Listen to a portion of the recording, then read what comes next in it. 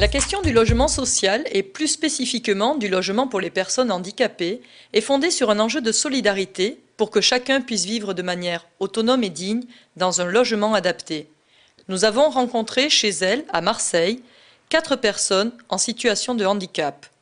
Ghislaine vit dans le 9e arrondissement avec son mari et ses 2 enfants, dans un logement non adapté. Céline vit seule au premier étage d'un appartement adapté, dans le 3e arrondissement. Majouba vit avec son mari et ses 2 enfants dans un appartement non adapté au 2e étage. Jean vit seul au premier étage dans le même groupe d'immeubles que Céline.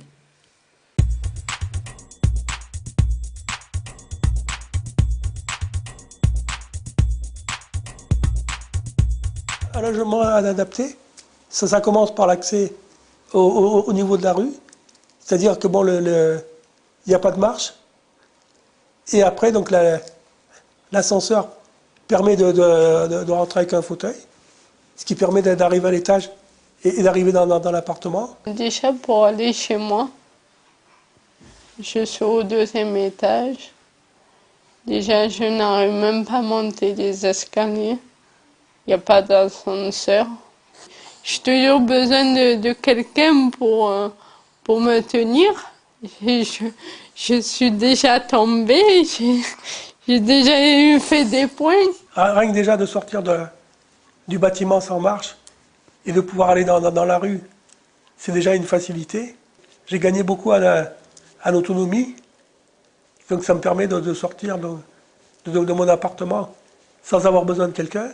Donc je peux vivre comme tout le monde, quoi. Quand il me sert du fauteuil roulant électrique, il faut que je prenne un plein incliné, mais pour le descendre. J'ai pas besoin d'appeler quelqu'un pour sortir de mon appartement. J'ouvre la porte, je sors.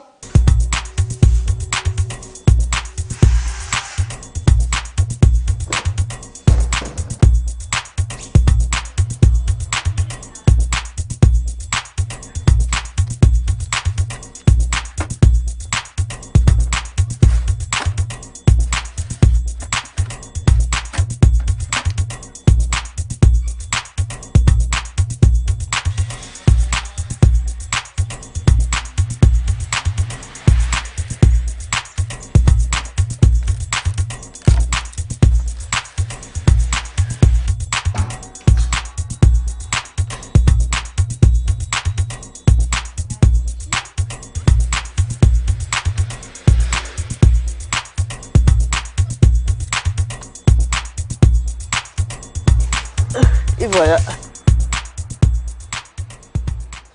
Et maintenant, il faut qu'elle re-rentre le plein incliné, qu'elle referme la porte de la cour, qu'elle referme la porte de là, la porte du couloir et la porte extérieure. Et après, on peut partir. C'est très compliqué, quoi.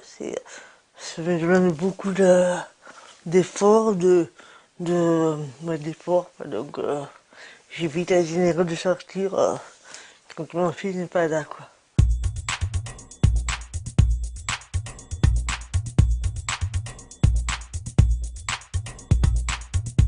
Moi, étant une personne seule, vivant seule, en situation de handicap, j'ai un T3. Donc ça, c'est appréciable pour l'espace parce que vu qu'on a beaucoup de matériel à entreposer, c'est appréciable. Et ensuite, l'espace, point de vue grandeur des pièces aussi, c'est appréciable pour le sens de duration des fauteuils. Il n'y a pas de place. Je ne peux pas me déplacer avec mon matériel. Je vais vous montrer la chambre.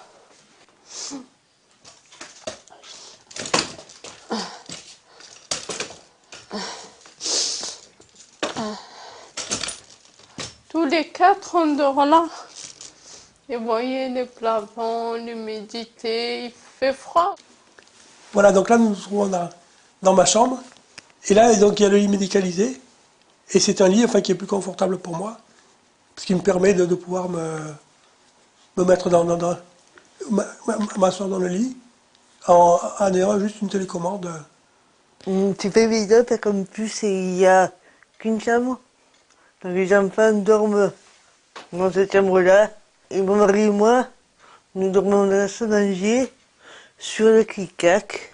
Dans tous les cas, il faut le tirer, le déplier, et le matin, il faut le replier. Vraiment, je peux pas le faire, il est trop lourd. Le couloir est assez large pour pouvoir passer avec un fauteuil. J'ai le fauteuil électrique devant, donc, fait qu'il ne rentre pas dedans. Il est trop grand, ou la maison est trop petite, je sais pas. Et donc, il faut que je passe par le fauteuil rouge électrique resté dehors. Et on le bâche pour l'eau, pour l'humidité. Mais bon, c'est pas très recommandé, quoi. La salle de bain, bon, moi, il y a des barres d'appui que j'ai fait mettre et puis il y a une douche adaptée, c'est-à-dire siphon au sol. On a un lavabo qui se baisse sur un viré électrique.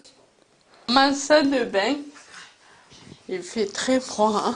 Vous voyez, là, je vous montre. C'est hauteur. Pour moi, j'ai beaucoup de mal à les monter. Parce que des fois, je me force sur les tuyaux. On a une toilette qui est à hauteur, c'est-à-dire il est plus haut qu'une toilette classique. Les toilettes, c'est pareil. Hein. Je m'assois, j'arrive pas à me relever. Je vais aux toilettes toute seule toute la journée, j'ai besoin de personne pour y aller. Les toilettes sont à l'entrée, ils sont très petits. Donc heureusement que bon, pour l'instant je marche, donc je peux y aller à pied. Sinon le fauteuil ne rentrerait pas du tout dedans.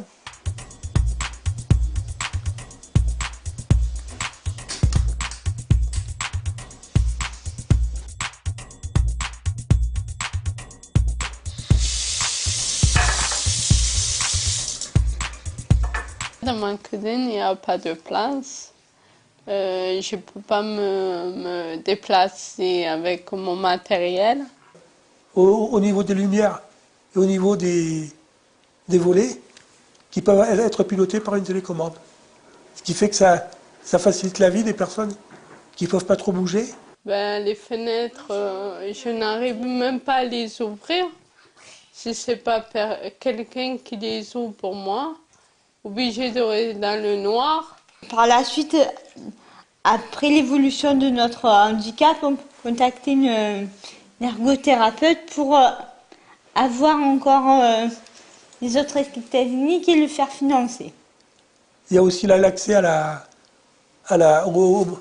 au balcon, qui lui, il y a juste une petite marche, ce qui permet de pouvoir y aller en fauteuil.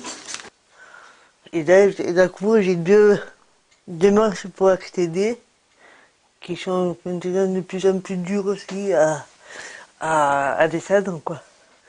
Ça fait 7 ans que j'ai demandé, qu'on a commencé à faire des demandes d'appartement. Et pour l'instant, ben, on est toujours là.